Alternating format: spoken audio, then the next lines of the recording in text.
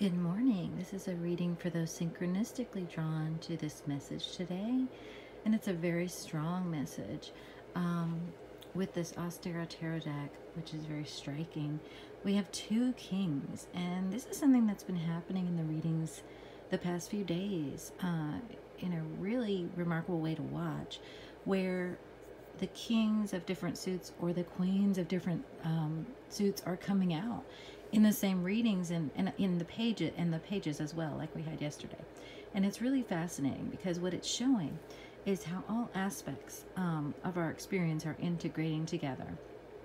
In this case, the mental and the emotional. And we have two kings. So this is saying that, you know, your mental clarity is coming in line with your heart strength. And, you know, for so long, it has been a struggle between the heart and the mind.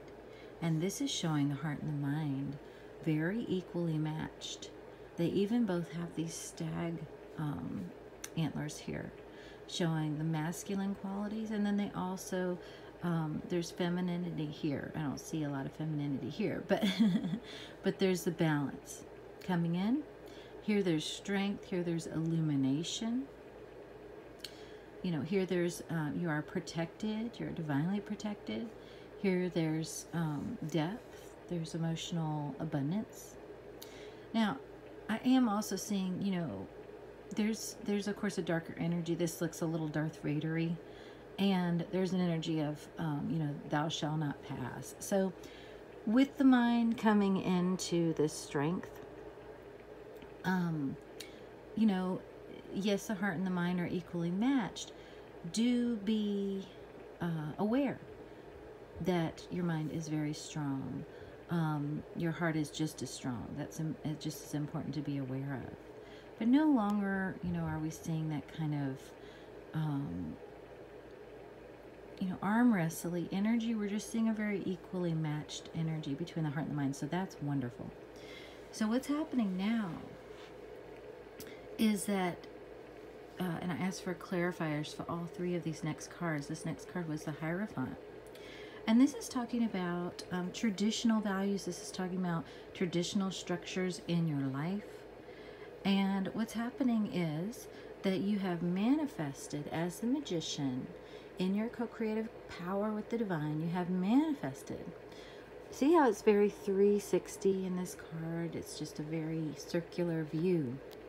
And, you know, it's like you now are realizing from all angles the way your life is being transformed, changed, and really see the depth. It's like you're no longer just seeing on the surface. You can see, sorry about the shaking, in the depth of this picture. There's a person in the boat here. That's the emotional depth here that you've come into. And you see so much more in your life than you used to see just from this Hierophant point of view, you know, where it was very 3D and by the book and very much from the physical eyes and senses. So there's something here with these hands. Let me feel into that. Okay, so you're carrying the light into the existing structure of your life and the world. So you're carrying the light from everything you've manifested with the divine. You're carrying that light into your life, into the structure of your life, into the existing things in your life, relationships, you know, jobs, anything that is pre-existing in your life. You're bringing this light from what you have been aligning with the divine, and from this beautiful balance you've come into your world. Okay, as you're doing that, we have the Two of Wands and the Five of Swords. So as you're doing that, it is making you examine where you want to come into a deeper connection and partnership. You know, in this card, the Two of Wands is this girl looking longingly at the bird, and the girl is the one in the cage. So she's wanting that freedom. She's wanting the freedom, but yet the cage is open. So the connection is there, But, you know, in this with this Hierophant card and then the cage, it's like There are areas, I don't know why I'm having trouble with enunciation this morning. There are areas of your life. And that's it. Okay, so enunciation, speaking clearly. There are areas of your life in which you are still working. I was going to say struggling, but I'm just going to say working, focusing on clearly speaking the ways that you are bringing this light in to your relationships, your structures, your work, all of that. You're just clearly articulating where you want to bring that in, and that is work, that is a focus. I'm not going to say it's a struggle. Although we do have the Five of Swords, which does indicate a possible struggle. But here, look, the only struggle would be with the snake, which is representing the ego and the mind. So I'm very, very clearly getting the message here that you're only going to struggle as much as you choose to struggle with the world, because that's only going to be a reflection of how much are you struggling with yourself. Okay, I need to say that again. You're going to choose how much the struggle is a struggle, because that struggle with the world, with your outside world, is only going to reflect the degree to which you're struggling with yourself. If you choose to make friends with the snake, if you choose to tame the snake, your ego, and not struggle with it, it will remain calm. It will still be, the ego, just like the darker side of this mind card, right? But you get to choose how much you engage in the struggle. And that will reflect in how much you engage in a struggle in your world. Beautiful, okay? So then we have the Three of Pentacles, clarified by the Ace of Cups. So this is saying the divine and you together, you just with the divine, have begun to build something very solid, very real, very beautiful in your physical world. And, you're feeling a little bit like, oh my goodness, is this happening? It's a little bit still in surprise, still in shock, because it is a manifestation with the divine, and that's a big deal. And it's a holy place, it's a sacred place you've built with the divine. Yep.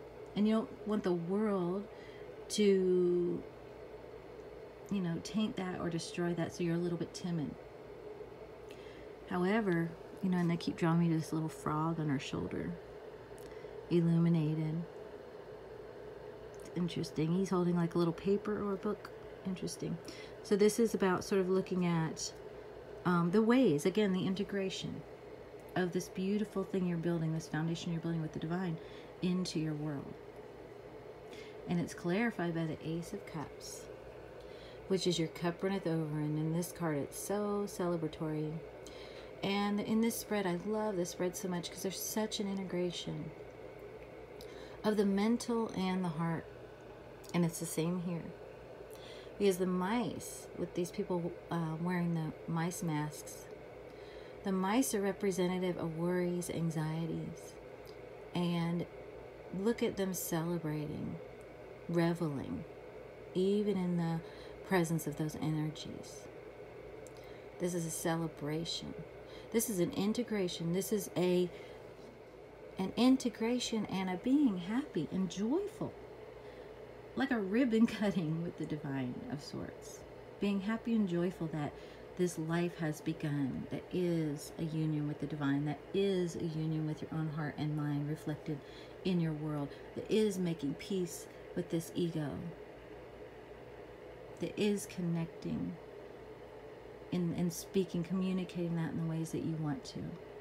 And yes, it is all new. But it's beautiful and it's a celebration. And what you're being guided to do now is to focus on this. Focus on this, joy. This vibration. Because you have all kinds of choices in this spread. This spread is all about power. Where are you going to focus? Heart or mind? How much struggle? How do you articulate? What are you building?